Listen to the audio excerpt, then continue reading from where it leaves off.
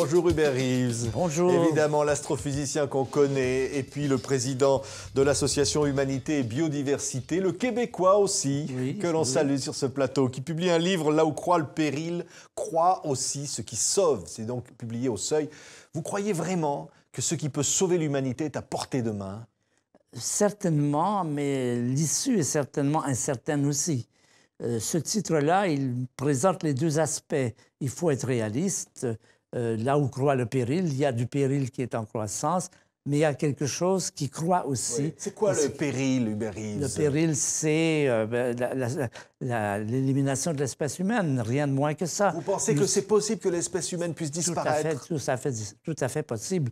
Je ne dis pas que c'est certain, on n'en sait rien, l'avenir est inconnu, mais les menaces sont telles que ça pourrait. Par exemple, vous savez qu'entre 1950 et 1980, nous avons eu ce qu'on appelle la terreur nucléaire, une période où une guerre atomique, pendant la guerre froide, aurait pu faire disparaître l'humanité. Oui. Donc, vous avez là l'exemple, la preuve que nous ne sommes pas invincibles et immortels. Et vous dites dans ce livre que d'ici la fin du siècle, la moitié des espèces vivantes auront disparu. Oui, ça, c'est pas moi, ce sont les spécialistes de ce domaine qui sont d'accord là-dessus.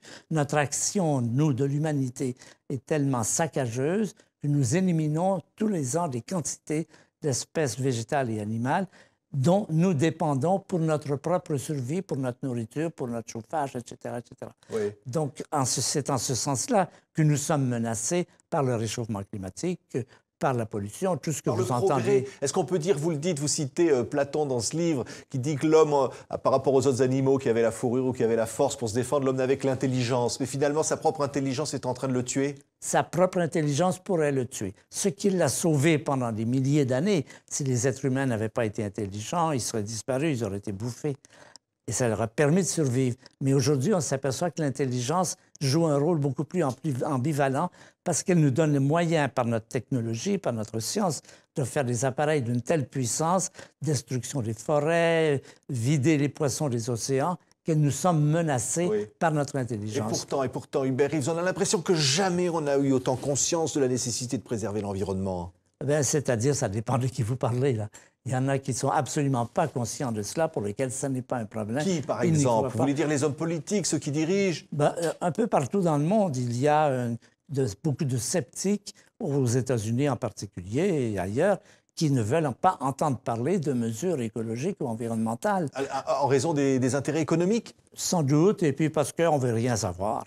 C'est aussi ça, quand on voit que ça va mal, il y a un moyen de s'en passer, c'est de ne pas y penser. Alors, qu'est-ce qu'il faudrait faire? Par exemple, on interdit le gaz de schiste en France. Il n'est pas interdit au Québec, par exemple. Oui, mais je pense que c'est une erreur. Le gaz de schiste, c'est un gaz qui augmente l'effet de serre et le problème, un des principaux problèmes que nous avons aujourd'hui, c'est le réchauffement planétaire. Oui. Autre décision, par exemple, il y a quelques jours en France, le président de la République, François Hollande, décidait de ne pas taxer davantage le diesel, alors que selon les écologistes, il provoquerait 40 000 décès.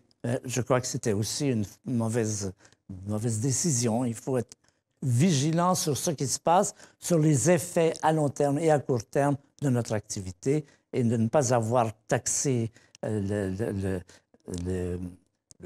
diesel, je crois que c'était une erreur. Oui, mais vous diriez que l'écologie, ça ne doit pas se mélanger avec la politique? Si, la politique, c'est fondamental. C'est là que se prennent les décisions. Mais notre mouvement, celui dans lequel que je préside, nous avons choisi de ne pas entrer en politique, mais de mettre la pression sur ceux qui sont en politique et qui ont le pouvoir. Et nous avons réussi à plusieurs reprises à conseiller, même à obtenir certains éléments. Est-ce que c'est satisfaisant? Je n'en sais rien, c'est la grande question. Mais en tout cas, nous essayons de faire ce que nous pouvons. Nous sommes déterminés à aller le plus loin possible dans cette pression donnée, mise sur les gouvernements, c'est-à-dire ceux qui ont le pouvoir. Mais vous dites, si vous n'avez pas le pouvoir... Vous dites par exemple dans ce livre, le loup, c'est formidable, le loup, il faut réintroduire le loup. Et vous savez bien que lorsqu'on le fait, il y a évidemment les agriculteurs qui sont furieux, mais vous dites qu'il faut le faire quand même. Et il faut le faire avec toute la prudence qu'il faut pour qu'il y ait une coexistence pacifique avec les humains. Les loups jouent un rôle important dans l'écologie, ils mangent énormément de rats, de souris, de lapins. Il y a un équilibre qui s'est établi. ce qu'on appelle l'échelle de prédation. Il y a des animaux qui mangent et d'autres animaux qui sont mangés. Cet équilibre a été obtenu par des millions d'années d'interaction entre les différentes espèces. Si nous coupons cette échelle, si nous coupons la tête en éliminant les loups, les tigres, les vautours, eh bien, nous sommes devant des catastrophes. Oui.